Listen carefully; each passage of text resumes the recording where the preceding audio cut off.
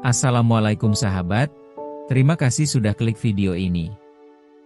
Jangan lupa kirimkan sholawat kepada Nabi Muhammad SAW di kolom komentar. Terima kasih juga untuk sahabat yang sudah like, komen, dan subscribe. Semoga hidup kalian penuh berkah dan dilindungi Allah Subhanahu wa Ta'ala. Kisah kali ini tentang seorang istri yang selalu diremehkan dan dihina oleh suaminya, bahkan dikhianati dengan wanita lain.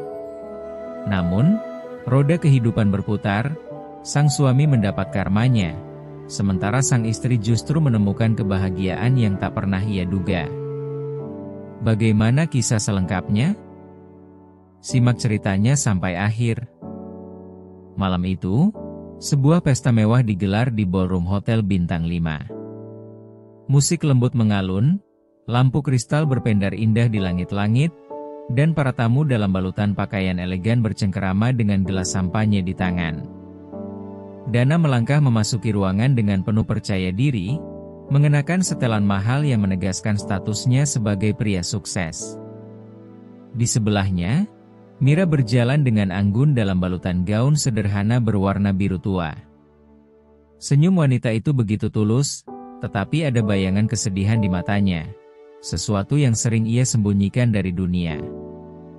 Kenapa pakai gaun itu?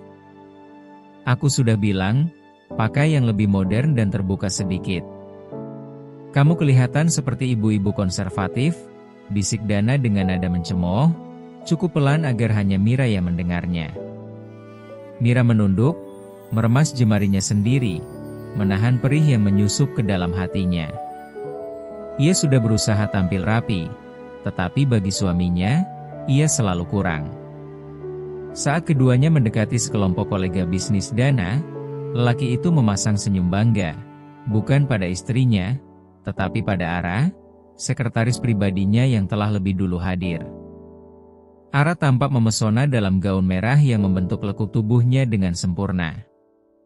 Ketika wanita itu menyapa Dana dengan suara manja, tatapan lelaki itu berbinar, seakan kehadiran Ara lebih berarti daripada istrinya sendiri. Lihat ini, teman-teman, Dana berkata sambil terkekeh, menepuk pundak Mira ringan. Istri saya ini terlalu sederhana, ya? Harusnya dia belajar dari Ara bagaimana cara tampil elegan. Setuju nggak? Beberapa orang tertawa, entah sungguhan atau sekadar ikut arus.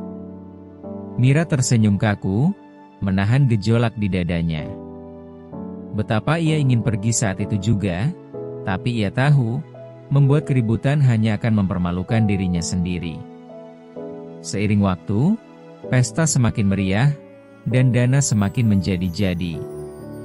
Ia berkali-kali membandingkan Mira dengan Ara, bahkan terang-terangan melontarkan candaan menyakitkan. Coba bayangkan kalau Ara yang jadi istriku, pasti tiap hari rumah rasanya seperti runway fashion show. Ucapan itu disambut tawa riuh, sementara Mira hanya mampu menundukkan kepala, berusaha menyembunyikan air mata yang hampir jatuh. Saat Mira melangkah menjauh untuk menenangkan diri di sudut ruangan, ia tak menyadari bahwa seseorang memperhatikannya. Seorang istri dari kolega Dana mendekat dan berbisik lirih, "Mira, kamu tidak pantas diperlakukan seperti ini. Harga dirimu jauh lebih berharga daripada sekadar bertahan dalam hubungan yang tidak menghargaimu." Kata-kata itu menusuk tepat di lubuk hati Mira. Ia telah lama menyangkal kenyataan, menganggap bahwa suaminya masih mencintainya. Meski ia tahu jauh di dalam hati, kasih sayang itu telah berubah menjadi penghinaan yang terselubung. Ketika pesta berakhir, Dana berjalan ke mobil dengan santai, sementara Mira mengikutinya dalam diam. Di dalam mobil, lelaki itu menyandarkan tubuhnya ke kursi, menatap ke depan tanpa menoleh sedikit pun ke istrinya. "Jangan cemberut begitu. Aku cuma bercanda," katanya dengan nada ringan, seakan yang baru saja terjadi hanyalah lelucon biasa. Mira menggigit bibirnya, menatap keluar jendela, membiarkan air matanya jatuh diam-diam. Untuk pertama kalinya, ia bertanya pada dirinya sendiri, apakah semua ini masih layak ia pertahankan? Mobil melaju di jalanan kota yang mulai lengang, tetapi dalam hati Mira, badai baru saja dimulai. Sejak pesta malam itu, perasaan Mira semakin hancur. Ia sudah terbiasa dengan ucapan merendahkan dari Dana, tetapi malam itu terasa lebih menyakitkan. Bukan hanya karena suaminya membandingkannya dengan Ara, tetapi karena ia bisa melihat sesuatu yang berbeda di mata Dana.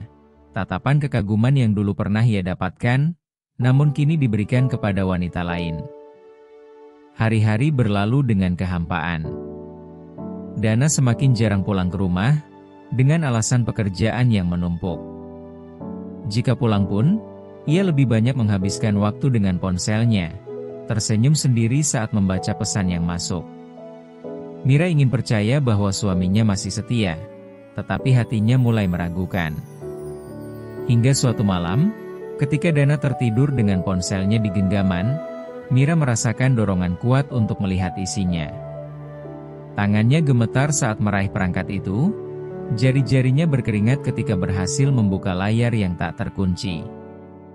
Dadanya sesak saat membaca deretan pesan mesra antara Dana dan Ara. Sayang, aku rindu. Kapan kita bisa bertemu lagi? Sabarlah, aku akan mengatur waktu. Mira tidak akan tahu. Mata Mira panas.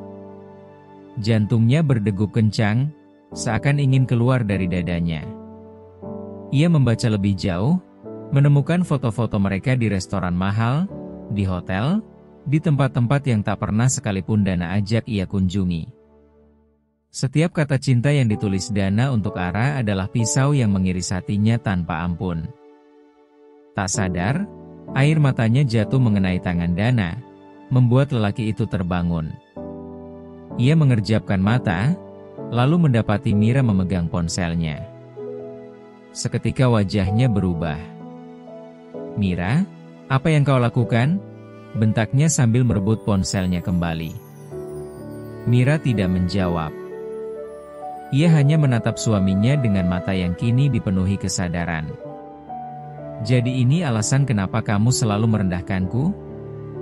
Karena kamu sudah punya orang lain, suaranya bergetar, tetapi bukan karena ketakutan, melainkan karena kemarahan yang selama ini ia pendam. Dana mendengus, lalu membuang muka. Kamu berlebihan. Itu cuma urusan kerja. Urusan kerja? Kamu memanggil sekretarismu, sayang, dalam urusan kerja? Berfoto mesra di hotel dalam urusan kerja? Suara Mira meninggi, kemarahan yang selama ini ia kubur akhirnya meledak. Dana mendecak kesal. Kamu memang tidak pernah mengerti dunia bisnis. Makanya aku lebih nyaman dengan Ara. Dia tahu caranya berpenampilan, dia tahu cara bicara dengan orang-orang penting, dia tahu bagaimana menjadi pendamping yang pantas untukku. Mira terdiam. Kata-kata itu menamparnya lebih keras daripada tamparan fisik. Jadi, inilah yang Dana pikirkan selama ini. Bahwa ia tidak cukup baik, bahwa ia hanya seorang istri yang tidak layak berdiri di sampingnya. Malam itu, sesuatu dalam diri Mira berubah. Ia menyadari bahwa Dana tidak akan pernah mencintainya lagi, atau mungkin, ia tidak pernah benar-benar mencintainya sejak awal. Sambil menghapus air matanya, Mira menarik napas dalam dan berkata dengan suara tenang yang justru membuat Dana sedikit gentar. Baik. Kalau itu yang kamu inginkan, aku tidak akan menghalangi. Dana mengerutkan kening. Apa maksudmu? Mira menatap suaminya untuk terakhir kali malam itu, sebelum berbalik dan melangkah pergi. Dalam hatinya, ia tahu, ini bukan akhir dari penderitaannya. Tapi ini adalah awal dari sesuatu yang lebih besar, sebuah perjalanan menuju harga diri dan kebebasannya. Dan Dana belum tahu bahwa ia baru saja kehilangan sesuatu yang paling berharga dalam hidupnya. Mira menghabiskan malam itu dalam tangis yang tertahan.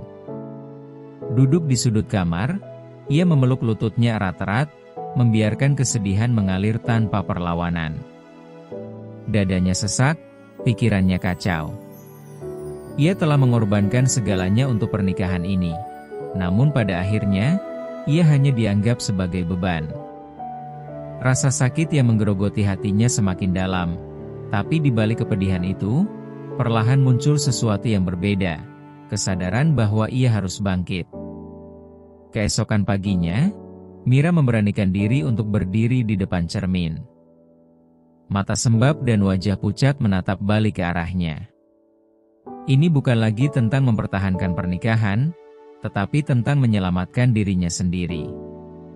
Ia tidak akan membiarkan dirinya terus dihina dan diabaikan.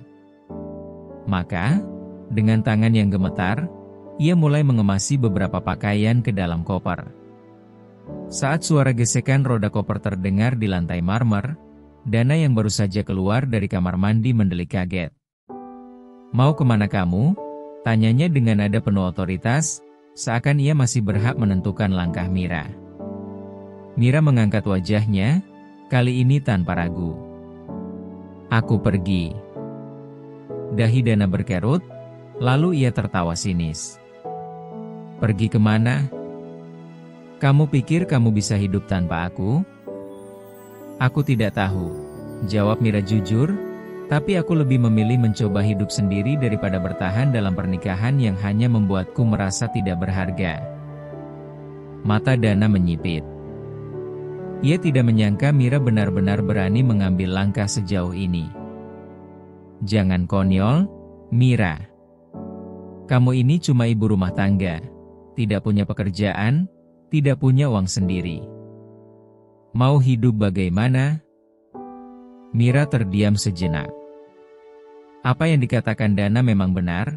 Ia telah menghabiskan bertahun-tahun mengurus rumah tangga tanpa mencari penghasilan sendiri. Tapi satu hal yang Dana tidak sadari, Mira bukan wanita lemah yang akan terus membiarkan dirinya diinjak. "Aku akan cari jalanku sendiri," jawabnya, suaranya lebih tegas kali ini. Dana tertawa mengejek. "Silakan saja. Tapi ingat, saat kamu keluar dari rumah ini, jangan harap bisa kembali." Mira menatapnya lama, sebelum akhirnya berkata dengan suara pelan namun menusuk, "Aku juga tidak ingin kembali." Dengan langkah mantap, Mira menyeret kopernya melewati pintu. Setiap langkah terasa berat, tetapi ia tahu ini adalah awal dari kebebasannya. Ia tidak tahu kemana harus pergi, tetapi yang jelas, ia tidak akan kembali ke dalam sangkar emas yang selama ini mengekangnya.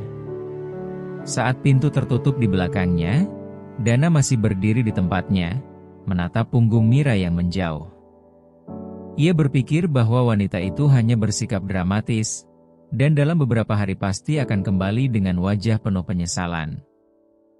Ia yakin Mira tidak akan bertahan di luar sana. Tapi untuk pertama kalinya, ia salah. Mira tidak pernah menoleh ke belakang. Ia tahu, jika ia ingin menemukan kebahagiaannya sendiri, ia harus meninggalkan segala yang menyakitinya. Dan saat itu, tanpa disadari, ia baru saja membuka pintu menuju masa depan yang jauh lebih cerah. Sejak kepergian Mira, rumah itu terasa lebih sepi. Awalnya, Dana menganggap hal itu sebagai keuntungan. Tidak ada lagi istri yang membuatnya kesal dengan sikap sederhananya, tidak ada lagi yang mengganggu kebebasannya bersama Ara. Tapi seiring waktu, sesuatu terasa berbeda. Rumah yang dulu hangat kini terasa dingin dan hampa. Tidak ada lagi suara lembut yang menanyakan apakah ia sudah makan, tidak ada lagi tangan yang dengan sabar merapikan dasinya sebelum berangkat kerja. Namun, Dana menepis perasaan aneh itu. Baginya, Mira hanyalah bagian dari masa lalu. Kini, ia bisa lebih bebas bersama Ara, menikmati hidup dengan wanita yang lebih cantik dan modern. Ia mulai membawa Ara ke berbagai acara, memperkenalkannya kepada kolega bisnisnya sebagai pendamping barunya. Mereka tertawa bersama, berpesta, dan menikmati malam-malam panjang tanpa batasan. Tetapi kebahagiaan itu tidak bertahan lama. Perlahan, bisnis Dana mulai mengalami penurunan. Investasi yang selama ini mengalir deras mulai seret, proyek-proyek besar yang ia rancang mulai gagal. Beberapa klien penting tiba-tiba menarik diri, dan ia mulai kehilangan kepercayaan dari rekan-rekannya. Situasi semakin memburuk ketika seorang mitra bisnisnya ketahuan melakukan penipuan, menyeret nama Dana ke dalam skandal yang merusak reputasinya. Dana mulai panik. Ia berpikir Ara akan tetap berada di sisinya, memberikan dukungan seperti yang dulu selalu Mira lakukan. Tetapi kenyataannya, Ara mulai berubah. Wanita itu semakin sering menghindarinya, tidak lagi menunjukkan kemanjaan seperti dulu. Hingga suatu malam, ketika Dana menghubungi Ara untuk mengajaknya bertemu, teleponnya tidak diangkat. Keesokan harinya, Dana mendengar kabar yang menghancurkan egonya. Ara telah meninggalkannya. Bukan hanya itu, wanita itu ternyata telah menjalin hubungan dengan pria lain, seorang pengusaha yang jauh lebih sukses dan stabil. Ara hanya tersenyum sinis ketika Dana mencoba menemuinya, lalu berkata dengan nada dingin, "Maaf, Dana. Aku butuh seseorang yang bisa memberiku kepastian, bukan seseorang yang sedang tenggelam." Kata-kata itu menampar Dana lebih keras dari apapun. Ia berdiri terpaku di depan restoran tempat mereka biasa bertemu, merasa seperti pecundang. Ara yang selama ini ia banggakan, yang ia anggap lebih baik dari Mira, ternyata hanya bersamanya untuk keuntungan pribadi. Kini, saat ia jatuh, wanita itu meninggalkannya tanpa sedikit pun rasa bersalah. Malam itu, Dana kembali ke rumahnya yang sepi. Ia membuka lemari, mencari sesuatu yang dulu tidak pernah ia pedulikan, sebuah album foto lama. Saat membukanya, ia melihat gambar-gambar Mira tersenyum hangat, kenangan-kenangan saat mereka masih bersama. Saat itu, untuk pertama kalinya, ia merasakan sesuatu yang selama ini ia abaikan, penyesalan. Namun, waktu tidak bisa diputar kembali. Dan ia baru menyadari satu hal yang pahit. Mira sudah pergi, dan tidak akan pernah kembali. Mira duduk di balkon sebuah kafe kecil, menikmati hembusan angin sore yang lembut. Senyum tipis terukir di wajahnya saat ia menyeruput teh hangat. Hidupnya memang tidak langsung berubah menjadi sempurna setelah meninggalkan Dana, tetapi satu hal yang pasti, ia merasa lebih tenang, lebih bebas. Setelah pergi dari rumah itu, Mira berusaha membangun hidupnya kembali. Ia mengikuti kursus bisnis kecil, memanfaatkan keterampilannya dalam memasak untuk membuka usaha catering sederhana. Perlahan tapi pasti, ia mulai meraih kesuksesan yang tidak pernah ia bayangkan sebelumnya. Hari itu, ia mendapat kunjungan dari seorang sahabat lama, perempuan yang dulu pernah menasihatinya di pesta saat Dana mempermalukannya. "Aku selalu tahu kamu akan menemukan jalanmu sendiri, Mira," katanya sambil tersenyum. Mira hanya tertawa kecil, mengingat betapa dulu ia begitu takut untuk melepaskan diri dari bayang-bayang Dana. Namun, kini ia tahu, ketakutannya selama ini hanya ilusi. Tanpa Dana, ia baik-baik saja, bahkan jauh lebih baik. Sementara itu, di sisi lain kota, Dana duduk di dalam rumahnya yang kini terasa begitu kosong. Sudah berbulan-bulan sejak kepergian Mira, tetapi bayangannya terus menghantuinya. Setiap sudut rumah ini mengingatkannya pada wanita yang dulu ia anggap remeh. Dapur yang selalu rapi kini berantakan, tanpa tangan Mira yang selalu membersihkannya. Ruang tamu terasa dingin, tak ada lagi tawa lembut yang mengisi keheningan. Suatu hari, dengan penuh keberanian, Dana memutuskan untuk menemui Mira. Ia mencari alamatnya dan menemukan bahwa wanita itu kini memiliki usaha sendiri, hidup mandiri tanpa sedikit pun terlihat terpuruk. Ketika ia tiba di kafe kecil tempat Mira sering menghabiskan waktu, hatinya berdebar. Ia berharap bisa menebus kesalahannya, meminta kesempatan kedua. Namun, saat matanya menangkap sosok Mira, Ia membeku. Mira tidak sendirian. Ia sedang berbicara dengan seorang pria, seseorang yang jelas terlihat begitu menghargainya. Tatapan pria itu penuh kekaguman, berbeda jauh dengan tatapan merendahkan yang dulu Dana berikan. Mira tertawa kecil, tampak begitu bahagia, sebuah kebahagiaan yang tidak lagi melibatkan dirinya. Dana ingin melangkah maju, ingin memanggil nama Mira. Tetapi kakinya terasa begitu berat. Untuk pertama kalinya dalam hidupnya, ia merasa kecil, merasa bahwa ia bukan lagi bagian dari dunia Mira. Ia sadar, tak peduli seberapa besar penyesalannya, beberapa hal tidak bisa diperbaiki. Dengan langkah gontai, Dana berbalik pergi.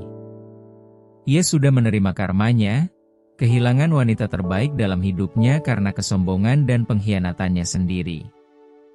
Mira, di sisi lain, tidak menyadari kehadiran Dana.